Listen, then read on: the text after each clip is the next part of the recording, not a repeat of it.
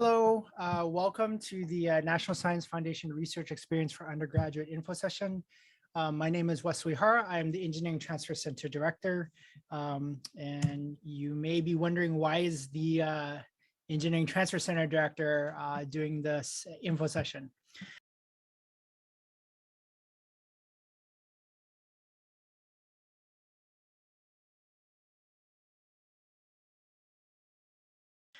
In my former role as the Education Director for National Science Foundation Science and Technology Center, I was responsible for recruiting undergraduates for these programs. And so, Will Herrera, who you should all know, the director of the undergraduate research program at UCLA Engineering, asked me to share a little bit of my experience in that role with all of you. And also maybe a little bit of insight as to, what happens with the application reviews, to give you some insight on being able to improve the quality of your application. So that's why I'm here. I'm willing to do this, and hopefully, as long as it's helpful for students. And so let's go ahead and begin. Most students are aware of what academic research is. It's working with a faculty in their lab, on work that is related to, the research that they conduct, or the focus of their lab. I think why it's valuable, first and foremost, it's a really great technical experience. There's nothing, probably no better experience than working on something that's novel. Working with a bunch of people who are at sort of the forefront, right, of the work that's being done in their area. You really get to understand the power of engineering, with regards to its impact on the world, and being able to better understand that. Particularly right now with COVID and the pandemic, engineers have been very involved in being able to understand the virus, but also creating the tools for doctors, as well as the general citizen, to be able to protect themselves from that, right? And so it really gives you an idea of the power of what engineering can do, right? It's a really great experience to see if graduate school is for you. And it's an opportunity to get to experience work at a different institution in another part of the country or the world. Some sites have, students going all over the place to conduct their research, right? While it's not, always guaranteed, it could lead to a publication, if the situation is right, if the work that you're working on, is at a place where people are interested in, the outcomes of that. It could lead to a publication. And it definitely looks good on, grad school applications, or really anything, that you're applying to after graduation, or as a next step, right? And this is a great way for you to gain a letter writer, or reference if you're needing it, right? These NSFRUs are paid, and so you'll likely get some money to do it, right? And I want to mention that these opportunities are really great stepping stone for any student who's wanting to get technical experience. The National Science Foundation, who funds these programs, encourage sites to provide opportunities to first and second year students as gateway experiences, in addition to those that are getting closer to graduation. I should mention that these opportunities require students to be US citizens or US permanent residents, as well as full-time, both now as well as in the fall, right? And so those of you who are graduating in June, unfortunately, these are not programs or opportunities that you're eligible for. They're meant as sort of scaffolding or recruiting experiences to be able to try to help our students to learn on whether or not, what research is about, and whether or not they want to pursue that in graduate study or not. And so once you graduate, you've kind of exhausted these kinds of opportunities. So those of you those of you who are graduating in June, my apologies, but these opportunities are not going to be available to you. Okay. How do you get it? We have our own program here. Will and the Summer Undergraduate Research Program helps to coordinate a few different NSF REU programs. And you can click on the link here to be able to learn a little bit more about that. The National Science Foundation Research for Experiences for Undergraduates program website is also a really great place to look for different research sites that you can apply to. I like this Pathways to Science search engine because it provides information K-12 all the way through PhD programs and even into the professional world of engineering. Effectively, it's another government agency funded tool. And when the government gives money to people like UCLA Engineering, they say, hey, post your information on this website, because it's a great way for students to be able to learn about your opportunities, right?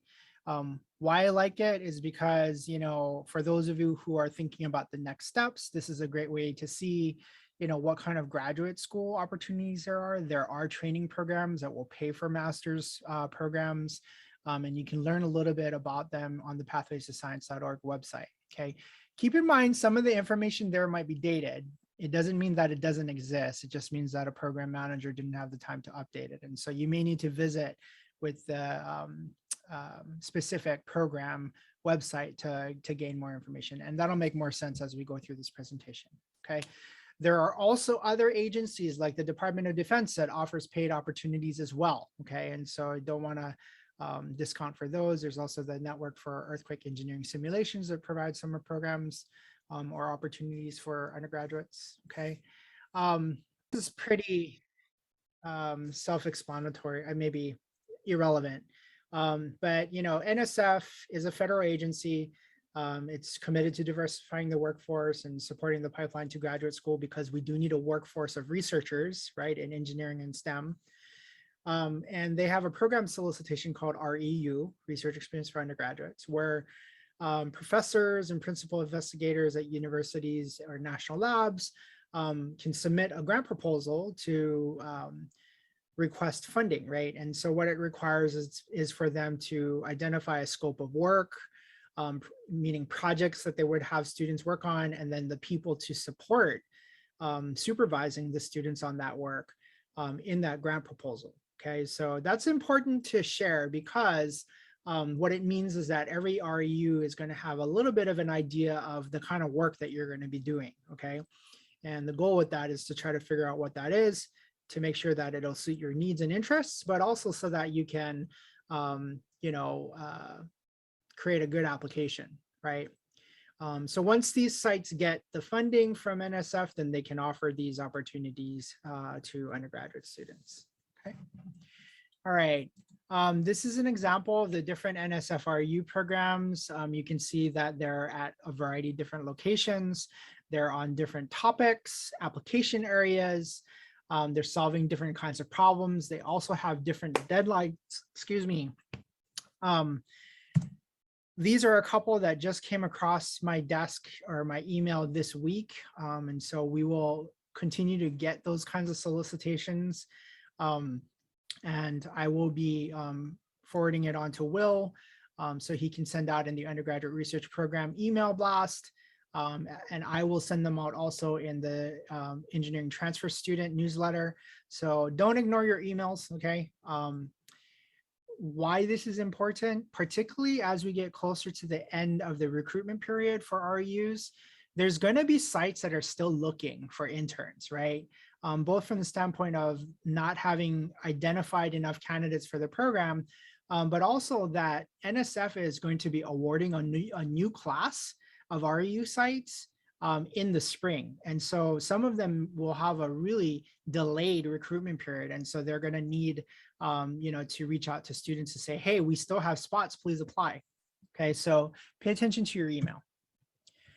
All right, so what does the award cover for REUs? Now, this will vary from site to site, but NSF provides a little bit of guideline as to what the site should be providing to its interns. Okay, and so generally it provides some kind of funding for travel to the site, right? Housing while you're there, and they'll either provide that through a stipend or they will provide housing to you. They also require that the site offer you a stipend. And so this is outside of the housing and travel costs. This is a check that you get to put in your pocket, okay? They will cover all the program costs that's associated to your experience.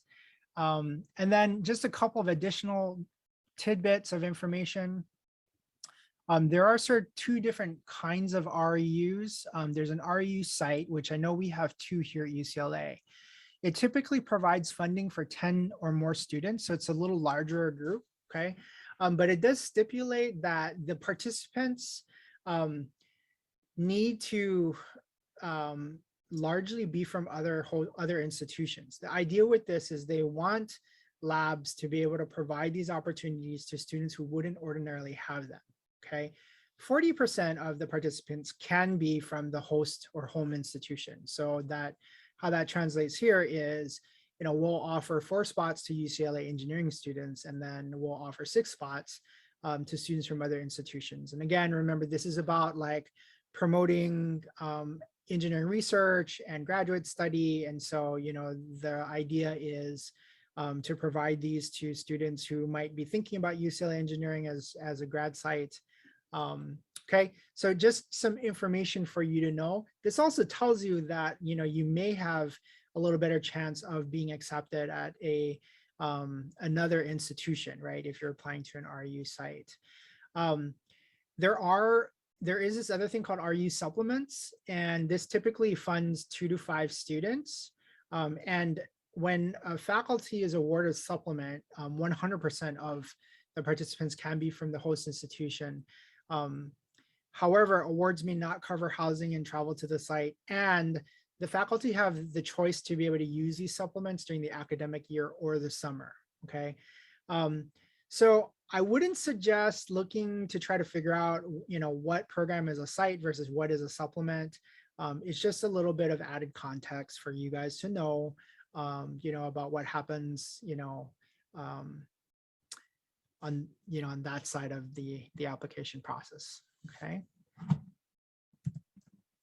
All right, application and eligibility. So I did already mention that you need to be a US citizen or a permanent resident because this is a federal funded program. Generally speaking, you know, and it varies. 3.0 is quite competitive. 3.5 is, you know, definitely competitive for these programs. I've seen sites, I think, you know, when I manage these programs, we've also made awards to students as low as a 2.3. You know, they had a compelling story, we had a need, and there was a fit. You know, and so, you know, I would still apply to these programs regardless of what the GPA requirement is and what your GPA is.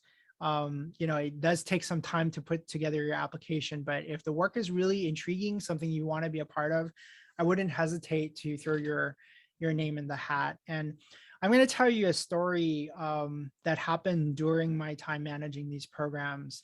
You know, we identified a structures lab that was going to host, you know, 30 students. And so, you know, I went out into the world and attended conferences and recruited, you know, the best civil engineering, structural engineering students that I could for our program, right?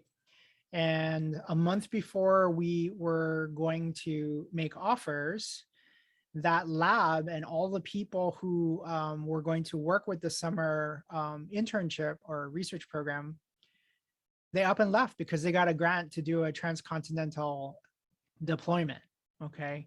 And so, you know, something changed in the lab and we had to shift gears, right? And so what it meant was, you know, I had to, you know, give rejection letters to all of these really stellar civil engineering and structures engineering students, right?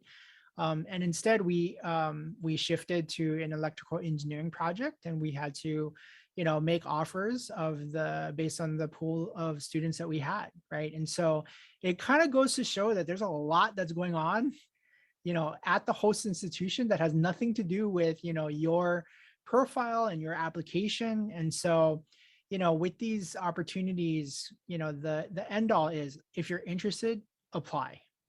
Okay. I already mentioned the gateway and capstone experiences and the full-time status. You know, generally speaking, they're looking for some demonstratable skills and work experience, but really an interest in the research. And you do need to spend some time understanding what the scope of work is for each of these sites. Okay. They like it when you're entertaining graduate school, right? Like whether or not that's something you want to pursue. It's not a commitment. If you decide after the program that grad school is not for you, we get it, right? That's what this program is for. But, I wouldn't be selling yourself, as someone who wants to participate in this research program, but, wants to go off and earn your Juris Doctorate after graduation, right? The idea for this is so that you can, sample the graduate school item in the buffet line of whether or not, that's something you want more of, right? Also keep in mind that some sites have some very specific skills that they're looking for. Take, for example, one of our sites was in wireless health, and that was the title of the research program, okay? I cannot tell you the amount of applications that we put immediately into the note stack because these students were pre-med tracked, right? And they were looking for a clinical experience, and it was not a clinical experience. And all over the website, we said coding skills required, and these people still applied for the internship, okay? And so really, again, that's an example of why it is that you really need to understand what the scope of work is and what specific skills they're looking for, if any, okay? The application varies from site to site. It usually includes an application form, which is generally online now. They're likely going to want you to submit a resume, transcripts, a statement of purpose, or a cover letter, recommendation letters. I've seen a site not require any, and I've seen a site require up to 3. Okay, 3, in my opinion, is a little hard to find, but it does exist. The other thing is deadlines will vary by sites. Okay, generally applications start to open now in January and run through early March. But I've seen sites making offers. I've made offers to students all the way through May. And the idea with this is, first of all, like depending on whether or not, we're able to arrange the recruitment period and application in time for the season, right? But also we have to make offers, provide students with some time to think about it, and then hear what their responses are, right? And if we still have open spots, we're going to continue making offers until we fill the spots, okay? So applications may close, but the process will and can run up through the month of May, okay? All right, so where do you find these internships? NSF.gov is probably the best place to do it because anybody who gets funding is listed here. You can click on this QR code, and to access the website, you would want to search for an REU site by clicking that button. And then it'll pull up this menu, search for an REU site, and you're going to see a lot of different STEM programs here. The primary or the first place you probably want to start at is engineering, okay? But I will encourage you guys to take a look at some of these other links because, you might be a computer science student who's interested in applying that skill in other areas, right? And so if there's something listed on this menu that resonates with you, go and check it out. You can also search by keyword or state, okay? By research focus or topic, right? As well as the state that you're interested in, traveling to, right? And, I've had summers where, students wanted to, there were students from California studying at another institution was looking for a summer opportunity back home so that they could come home for the summer. There's all kinds of motivations for that, but, I encourage you to kind of think outside the box with regard to what you'd like to do this summer, whether it be, an opportunity for you to get closer to home or check out another state, or be closer to something that's interesting to you. Okay. What will happen then is you'll see this and it's going to pull up some data, right, of REUs in alphabetical order. Okay. You can click next and look at all of the different institutions that are hosting programs, or you can export the data and then do searches for stuff, okay? The next way to look for internships would be to go to the pathways2science.org website. And there's no QR code because it's really easy to type, pathways2science.org, okay? You'll want to click on undergraduates, and then it'll pull this screen up, and you'll want to click summer research experience for undergraduates and paid internships. Okay. The neat thing about this site is that there are filters for you to be able to search by user group, level of study, institution, discipline, geography. There's even an opportunity to filter by citizenship. And so for those of you who are international students, this is a great way for you to see what kinds of opportunities are available for you. And then you can type in, specific keywords, to look for things that are things that you're interested in. Okay. So I chose biomedical engineering, and this is what popped up. Okay. You will need to click the link and to check out the information on that program. And again, like you're going to see here, this application deadline was back in 2019. It's probably not that this doesn't exist anymore. It's just that somebody did not come and update their information. So I would recommend just clicking the link and then seeing if there's a link to their website, and then you can look for current information there. Okay. So the next steps, if you're interested in looking for REUs, okay, first is to investigate and identify 3 to 5 REU sites that you're interested in. That's kind of the amount of sites that I would recommend, for people to apply to, largely because it's going to take you some time to do it. Okay. But you also don't want to put all your eggs into one basket, and try to increase your chance of being made an offer by applying to several REU sites. Okay. You want to look for program information, the description of the projects and the faculty or labs that you're going to be working with. And this is a way to just collect information on what it is that you might be doing, right? And whether or not that's something that's interesting to you. Okay. You also want to look for specific eligibility or skills that they're looking for, and then location and program dates, right? You never know, you want to know where the program is going to be hosted. And just as an FYI, sometimes the program will list their home institution, like they might be multi-institutional, right? And so, for example, the science and technology centers are all multi-institutional. And so, we've had summers where the host institution is located in the Midwest, but interns got sent to the polar caps for the summer, right? At UCLA, we had one summer where the program, was listed as UCLA, but the students spent the summer at the James Reserve ecological facility in the San Jacinto Mountains, which is, just above Palm Springs, right? And so, you'll want to get an idea of where the host institution is, but you will want to also know, specifically where you're going to be if you're made an offer, right?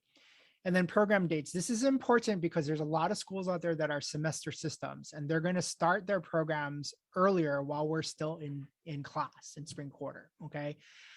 That's something that happens. Program managers are aware, and will answer the question on whether or not you can still participate. Okay. The other thing that you'll want to look for is projects from last year. This will give you a really good idea of sort of the complexity and the difficulty of the work, and then the research focus of specifically the interns. Okay.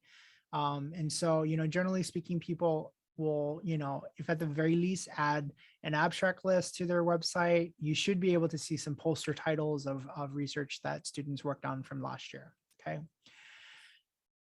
Collect this information and put it all in one place. And as you're going through it, annotate your information, particularly with regard to why you're interested in the work. Okay. That's a nugget that you're going to want to touch on in your statement of purpose. Okay. And it's helpful, right, to remember, oh yeah, that site I was interested in, I'm writing this down because I was interested in that aspect of the site, right? Then you need to shift gears to start working on your application materials, right? And so you'll want to look at the online application to see what information and what materials they want, right? You'll need to think about who you would ask to write your letter of recommendation, and you should go ahead and do that. Generally speaking, letter writers want, if at the very least, 2 weeks to be able to create that letter. And so it is something that you'll have to get on right away. Okay. I'll talk a little bit more about who you want to ask to write your letter in the later half of this presentation. Okay. You will also want to know what the process is to order your transcripts from UCLA and have it sent to the site, okay? Because most places are going to require that you send an official transcript. And then you'll want to update your resume, right? You got to do that anyway. So, you know, put your new cumulative GPA on your resume, right, after fall quarter. And then start drafting your statement of purpose or cover letter, okay? And then once you do that, then, you know, we encourage you to bring your application in and, you know, talk to a peer advisor, right? The undergraduate research program, or for transfer students, the Engineering Transfer Center will host drop-in advising to kind of go over your application materials, help you identify sites. But, you know, the goal is to try to, you know, get your application as polished as you can before you have to submit it. Okay. So how do you figure out what program to apply to, right? Again, I mentioned you really do need to understand the research goal, the focus, the mission of the lab or the research center.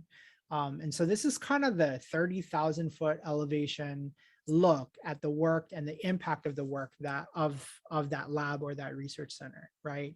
And I like to do that because it really, you know, that's the part where it kind of gets me excited, right? Because you're starting to understand how the work contributes to society, you know, or how the work impacts, you know, the engineering world, right? And so, you know, like when you look at the actual work that went into the birthplace of the internet, it's a little different than being able to say, hey, yeah, UCLA engineering, you know, they created, you know, it was the birthplace of the internet. Right, that's the birthplace of the internet, is a 30,000 foot elevation of the work, you know, of Len Kleinrock and his team in being able to actually create the technology that we use in our everyday internet, right? Then what you want to do is understand the specific work, right? What is the faculty doing? What is the latest problem that they're trying to solve, right? And you're going to get that, you know, from publications of the faculty, the faculty that's involved in hosting the interns, okay? Now, keep in mind, sometimes the work that interns will do in a lab can be exploratory, right? And so, you know, take for example, you know, a number of years ago, a lab was working on a robot that collected all sorts of data, right? And the robot needed to be able to collect that data from a forest, right? And the lab knew that they wanted to diversify in trying to collect information and data from water, right? And so looking at river confluences where, you know, two rivers come together and being able to collect salinity and, you know, all that good stuff from the river. Well, the summer project tasked their interns with doing the exploratory work to be able to create that, you know, that sensor node. Okay, so, you know, sometimes it may be exploratory work that the lab's momentum can't do currently because of the workload. But, you know, you want to know what world you're getting involved in. And so, you know, take a look at what it is that the PI is doing in their publications. Look at what departments the graduate students are coming from, because that also gives you an idea of, you know, what kind of skills are utilized within the lab, right? You know, for a center that's looking at water quality, you know, there's going to be chemists, there's going to be engineers, right? And you want to know, like, you know, what sort of disciplines are involved in the work that they're doing. Okay. Also, you know, this kind of gives you an idea of the kind of tools, processes. They might even, you know, post in their publications the coding languages that they use for their work. And that gives you a little bit of insight again to, you know, what they might be needing in an intern, right, for the summer. Okay. And then utilize all that information to figure out what, you know, what they're looking for and whether or not you'd be a good fit. Okay. So you can find this information on a program flyer, program website. Look for links to work by last year's interns or an abstract list. I covered these things already. Faculty lab website, publications, and you can also contact the program manager or the faculty who's recruiting the interns. Okay. I really encourage every student to do that. Send an email out to the program manager, right? Asking these questions, right? What projects will interns be working on over the summer? They may not know yet. specifics. They can give you the high elevation look on what it is that they're going to be doing, but specific work they may not know yet, because this is January and interns aren't coming until May, June. Okay. Who are the faculty or labs that will host interns? Sometimes it changes, right? And so, you might want to ask, hey, I'd like to know who the faculty or the labs that are going to be hosting interns this summer, because I would love to take a look at the kind of work that they're doing, right? What specific skills do they want their interns to have? How many spots are you recruiting for, right? That's a little helpful to know, right? And is there anything specific that you should include in your application that will help them evaluate you as an applicant? Okay. You also want to ask any logistical questions about the application process, right? When they're going to start reviewing, when do they hope to make offers? And then, particularly if you're not able to get your materials in on time, let them know and ask, okay? Because, I have made extensions for students who are being proactive about stuff many times, okay? But don't take advantage of that, okay? You want to know when they're going to start making offers, because, one of the things that we did is we started making offers in March. Well, particularly with semester system schools, that's when students are all on spring break, right? And so, generally speaking, I make an offer and I give the student a week and I say, hey, you need to let me know in a week whether or not you accept this or not, right? But, some of the interns were off, celebrating spring break in Cabo San Lucas, right? And so they never received the email, right? And so you would want to know when they're going to start making offers so you can keep an eye on your email, okay? You also want to ask any logistical questions about the internship, right? I mentioned about, how some interns spend the summer at different locations in the host institution. And so you would want to know about that, right? And certainly you would want to ask any semester system program that starts in May about whether or not you as a quarter system student would still be able to participate, okay? And I can tell you it'll vary from site to site. For some sites, it's going to be really difficult to recreate the ramp up activities in week 1 for a student who's coming later, right? For other sites, it's not a big deal and they'll work with you. I can tell you that program managers are going to be very well equipped to answer this question because they're going to get it asked a lot, okay? Oops. All right. I need to delete that slide. It's redundant information. All right, so I'm going to transition now to talk a little bit about how I review REU applications, okay? So some programs may have somebody like myself or, in current times, Will, who runs the UCLA programs, who do a first round read of the applications. It's sort of like a hiring manager or, HR department would for industry jobs, okay? Typically all sites in the end of faculty, one or more faculty or graduate students will review the applications before making selections. And it makes sense because you're going to be working with them in the lab, right? And so they're going to want to review, your applications before making offers. And so it's important to note that they're the ones who are going to be reading it, and you should be speaking, sort of to their, so to speak, their language, right? And providing them with the information that they're going to need to know whether or not, you would be able to contribute in their lab, okay?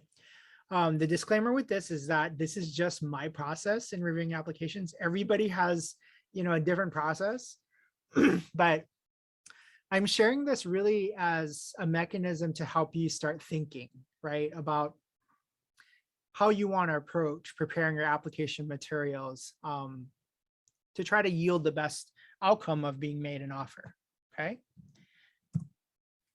All right, so the first thing generally that I look at when looking at applications is a transcript, and it tells me where you're going to school, and that matters, right?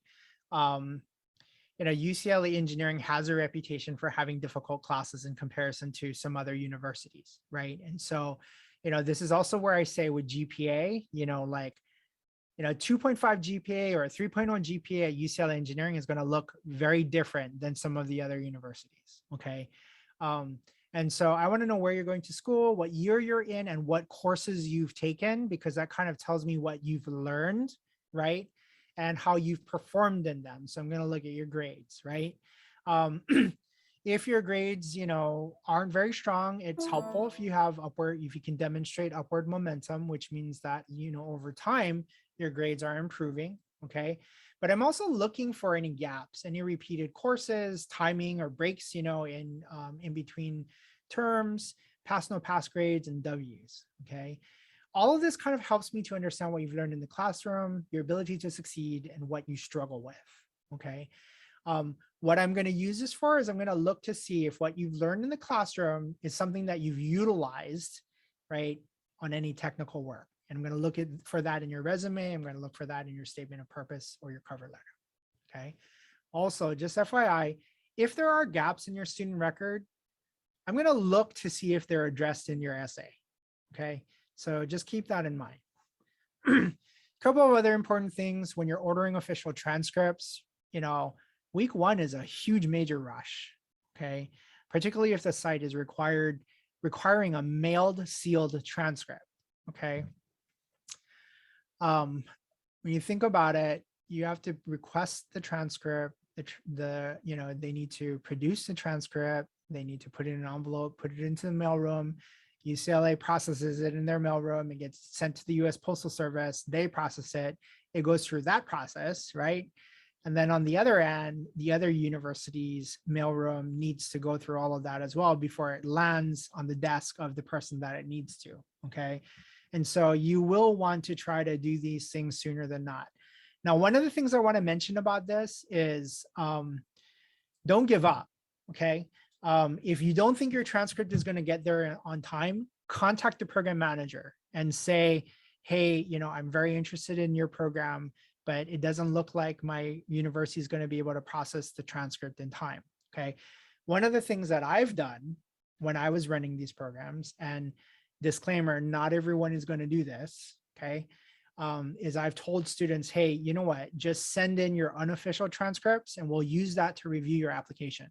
But you do need to get the official transcript in because I will verify, the authenticity of your unofficial transcript once we receive the official one, okay? Again, not every site is going to do that, okay? But don't give up.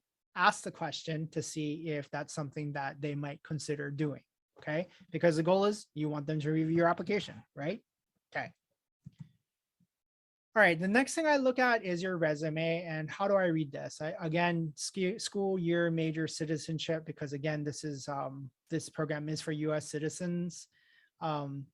I also look to see, there's usually that section where it says skills. I'm looking to see what you're claiming to have, right? But then when I look at those skills, the immediate question I ask is this something you learned in the class, or do you actually have experience using it? Okay. Content on your resume. The most important thing is your technical experience. Okay. Examples of that technical experience obviously is previous research. Okay. But not everybody's going to have that. Okay. But you're shooting yourself in the foot if you do have research experience and you're not listing it on your resume. Okay. The next thing is work experience, particularly if the work was engineering or technical in nature. Okay. Student design team experience is also really great.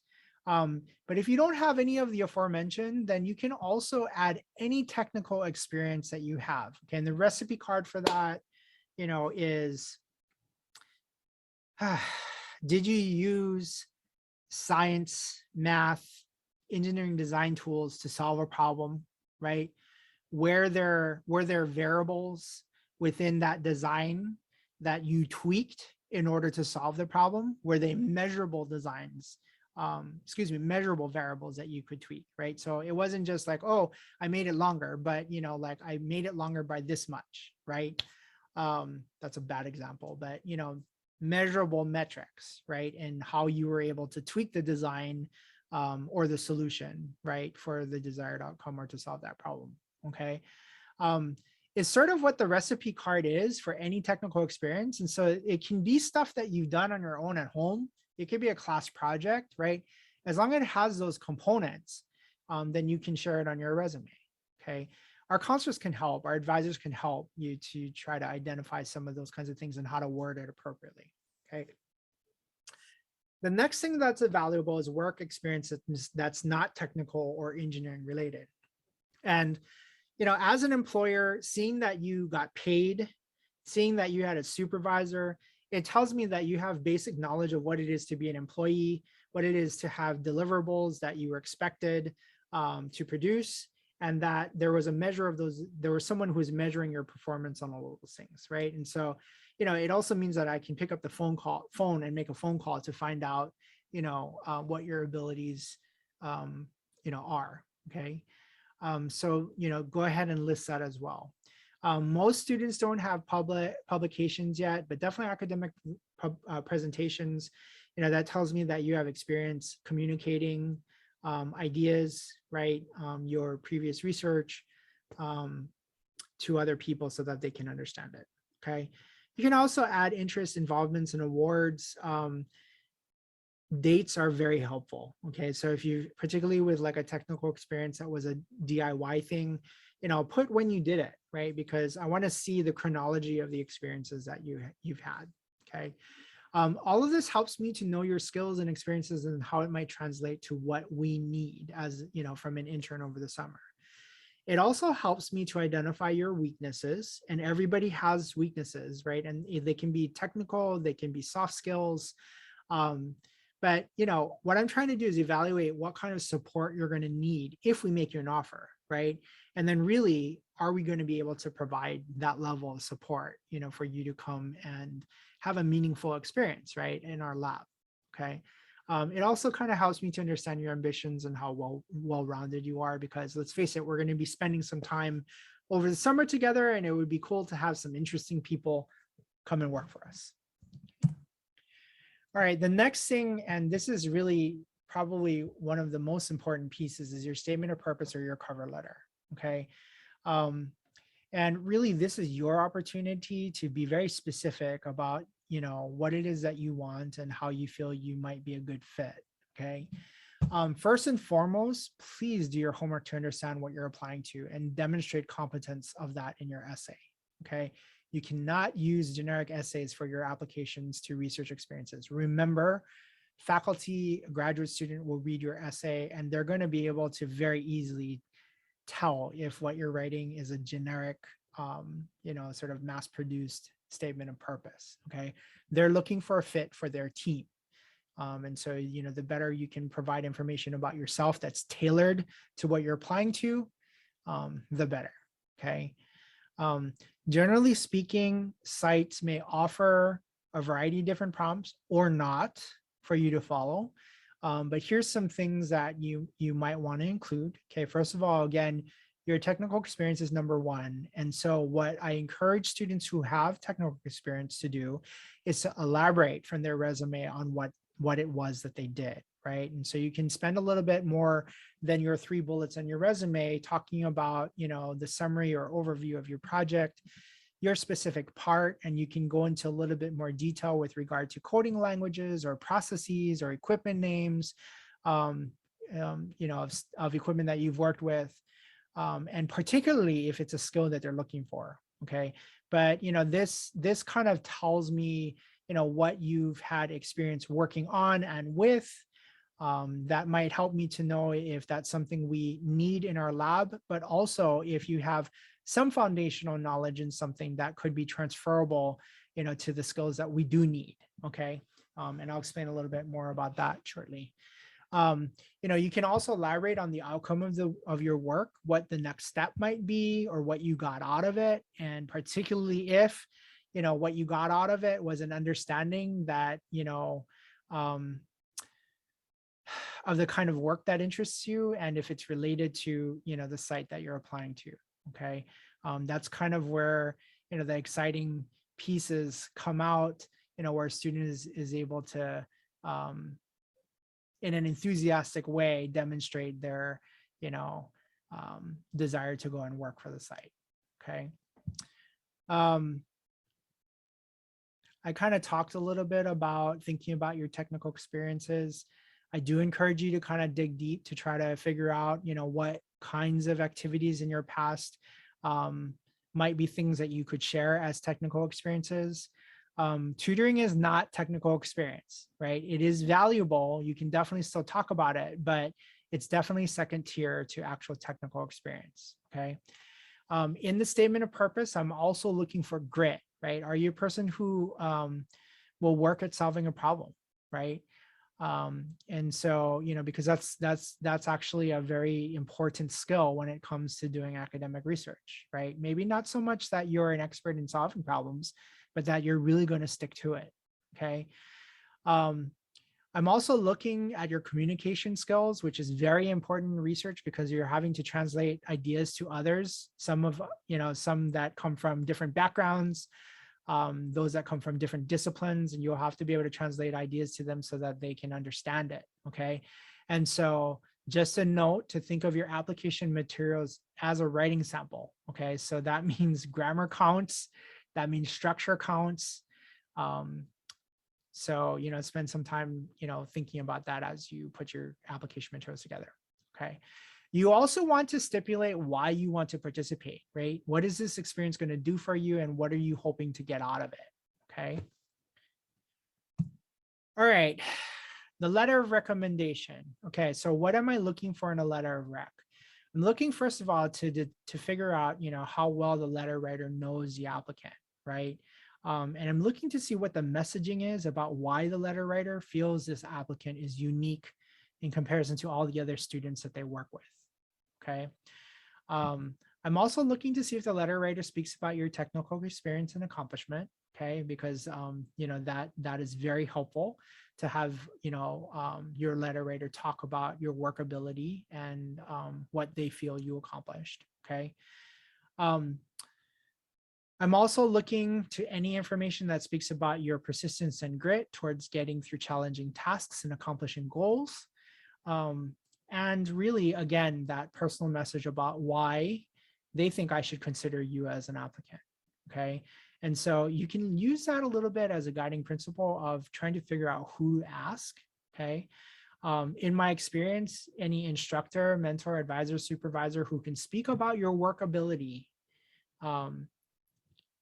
is particularly a good person to ask to write you a letter of recommendation, okay? I've seen the gamut. We've received letters from professors, TAs, counselors, bosses, high school teachers. We've had first-year students ask a high school teacher, like a robotics coach, who really knew their technical ability, and prowess to succeed, to write those letters of recommendation, okay? Some things to keep in mind, a professor, no matter how, world-renowned they are, if all they're going to say about you is that you received an A in their class, it's not really helpful.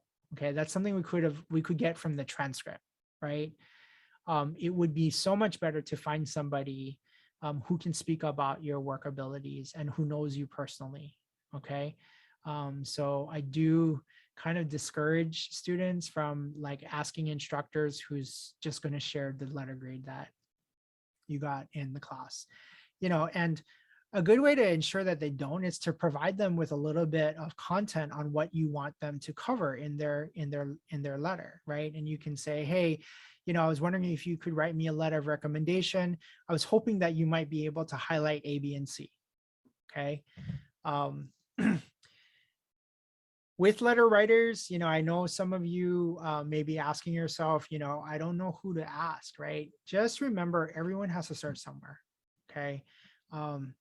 And I do encourage you guys to start building those relationships. Right now is faculty advising period, where you should be meeting with the faculty advisors, and hours are made available for that.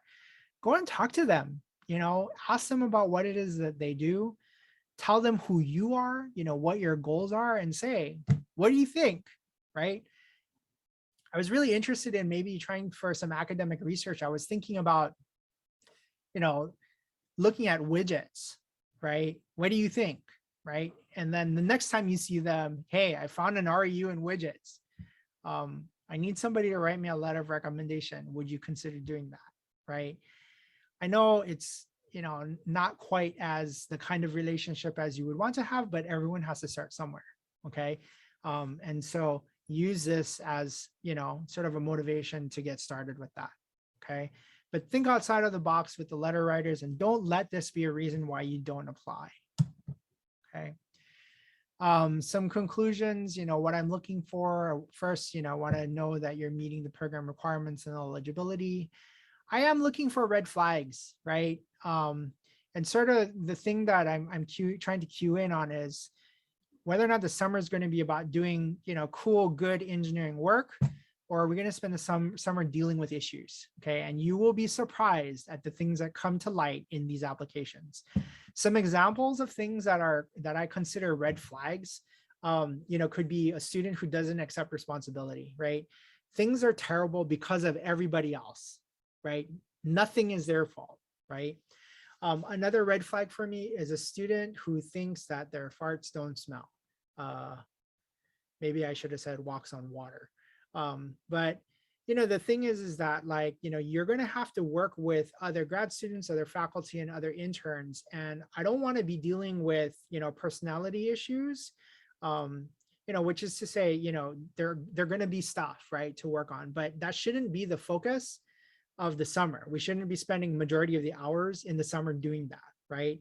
And I'm going to think twice of a student, who are reflecting some of these red flags when I'm making an offer to them, okay?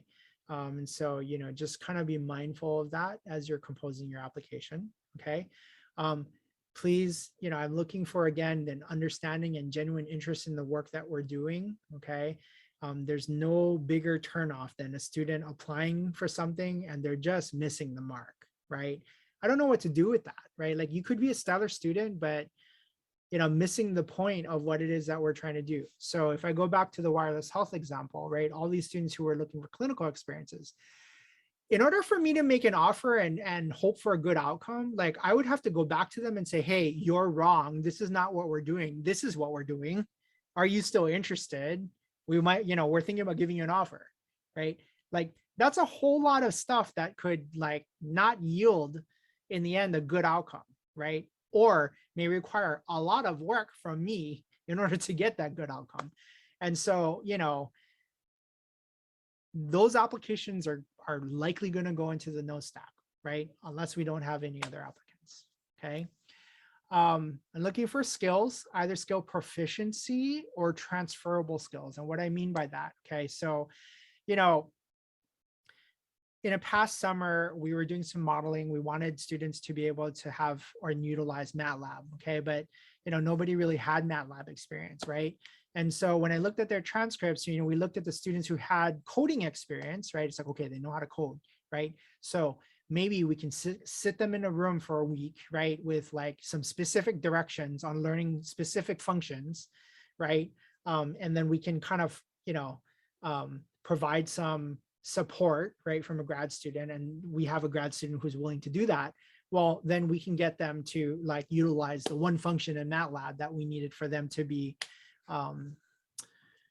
able to contribute to the summer, right? And so keep in mind that, sometimes if we don't see the exact, skill that we need, that we're looking at what skills you do have, and then again, evaluating what we're going to have to provide to you, right, in order for you to have a good, meaningful experience and feel like you're contributing, okay?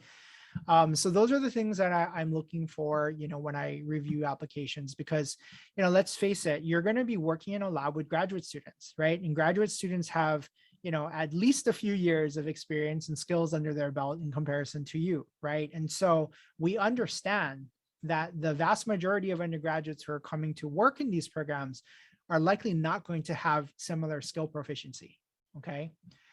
I'm also looking for adequate grades, right? And then I kind of talked about this already, but can we provide the kind of support you'll need if we make an offer, right? And again, just to keep in mind, some of those are technical, some of them are soft skills, like I can identify from an applicant when the thing that we're going to have to provide additional support on is their ability to public speak, right? And, and that's something that we'll do, like I said, everybody has weaknesses that they need support with. And the whole idea of these are scaffolding programs, right? And so, the idea is to help, foster growth and development. So, that's kind of the thing that I'm looking to answer. I started talking about the outcomes, right, of these things, and really to remind you that half the decision to make you an offer has nothing to do with your application or you as an applicant, right? It has to do with the application pool. It has to do with the needs of the lab and the situation of the lab and the people who are going to work with you over the summer. Also, many students say, hey, Wes, I don't really have any technical skills yet, right? I'm a first year student.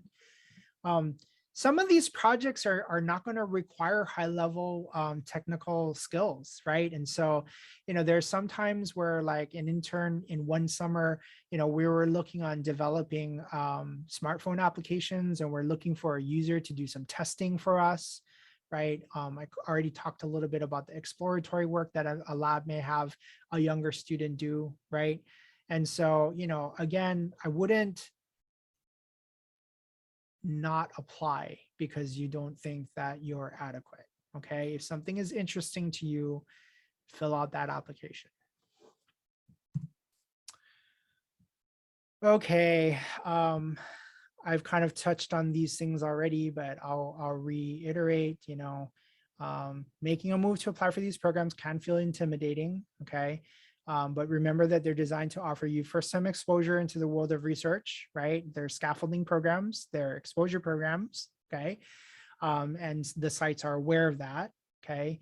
NSF encourages the sites to consider gateway experiences for first and second year students, as well as those approaching graduation, okay? So this is a really great, I've told students before that this is a really great way to get technical experience, even if, that your heart is set on working for industry, right? It's a good way to be able to stepstone into, trying to secure an industry internship in subsequent years, okay? Yeah, and I guess the last thing is we're here to help, right? And so the undergraduate research program offers drop-in advising, and the Engineering Transfer Center offers drop-in sessions for transfer students to work on these applications. Okay, so please come and utilize that. I said that there was a slide at the end to kind of talk about what to expect once you get there, and this is a way for you to wrap your head around what the expectations might be. Okay, first, it's a full-time commitment, and most sites are not going to allow you to have other like work or taking summer classes. And the reason is they really want you to use this as a challenge to see what you're capable of, A, and B, you need to be available because research doesn't always happen 9 to 5 Monday through Friday, right? In the years that we've done clinical work, some of that required us to interact in the hospital with patients. In other years, if they're going to deploy a sensor array and requires travel to, to an off-site location, that might happen over the weekends. And so interns need to be available for these activities, okay? In addition to that, it is full-time work, right? And so you're looking at working 40 hours a week, and it's going to vary based on your project needs and what's going on at the moment. So generally speaking, it's a little slower at the beginning, but it's going to really pick up pace, by the 4th week into the program, okay? You're generally going to be assigned a mentor or lab supervisor, and it may not be the faculty, okay? Particularly faculty who are part of these big research centers may be very stretched, with regard to their time, or maybe visiting other sites over the summer. And so you may not see the faculty much, but you will be assigned a mentor or lab supervisor that'll likely be a graduate student, okay? You're going to be provided what you need, your desk, right? If it's in person, the equipment and supplies that are related to the project, and you'll likely be invited to attend research meetings with the other lab mates, okay? There will usually be some professional development workshop and networking activities. Again, the idea is to provide support. And so, there might be workshops on how to do background research or how to compose your poster for the poster symposium, and networking activities, because they want you to get to know, the other players in the research that they're doing, or the lab that they're working for, or the institution that they're working for, but also, the other interns, right? And so there could be some fun networking activities a part of the experience. Again, a reminder that the award and payment varies by site. You can inquire with the program manager or the PI of the REU to get specifics on that. I also lastly encourage students to kind of go into it with an open mind and really be motivated. This is going to be self-directed. There's typically not a whole lot of structure with regard to identifying benchmarks. These are things that you're going to need to do for yourself with the help of your lab supervisor, your mentor, okay? Again, this is an opportunity to see what you can do, right? And so challenge yourself when you're there. Realize that the outcome of the experience is in your control, and so take responsibility and ownership for that, right? Know that it's going to be hard and challenging, and that's why it's a valuable experience, and you should look forward to having it, right? Also, don't worry about feeling like you don't know much when you start, okay? The sites will generally provide some scaffolding, what we call ramp up, both from the context of learning the work, but also making sure that you understand how to use the tools, and the processes that are involved in the work that you're going to be doing, okay? And then along the way, ask questions, right? Like, do not fly under the radar with any of these things. If you're uncertain, ask a question. Okay, I think that brings us to the end of the presentation. I'm going to turn the recording off to answer any of the questions that students have. Otherwise, thank you very much for joining us, and I look forward to hearing from some of you who are interested in applying.